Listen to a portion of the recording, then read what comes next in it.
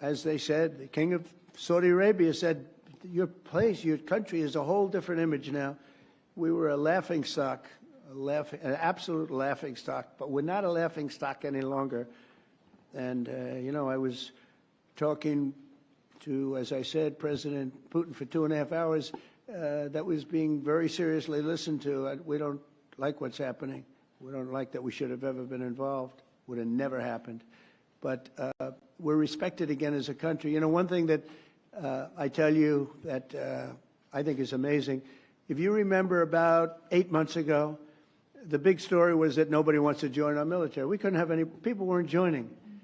And they weren't proud of our country. They weren't joining police forces all over the country, Houston, Dallas, all over the country, New York.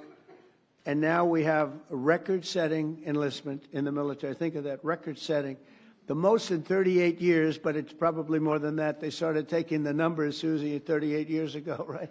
But the most in 30 years, probably the most ever, I don't know. But we have record-setting young people that want to join the military, and that's incredible. To have that is just absolutely incredible. And to think that 8 months ago we were all listening to the fact that this was before the election. 8 months ago we were listening to the fact that we wouldn't have any, you know, we wouldn't have anybody in our military. I mean, nobody. Army, Navy, Air Force, Marines, Space Force. I'm so proud of Space Force because we got that going. We started Space Force and they wanted to terminate it, and the military backed up. And they said, you're not going to do that. We were third in space, and now we're #1 in space by a lot. They've done a great job. They had some great commanders in Space Force. But, you know, ultimately it's going to be one of the most important things we've ever done because it's all heading to space. And I'm not talking about just experimental things that we do, because a lot of people don't understand that. We can understand that.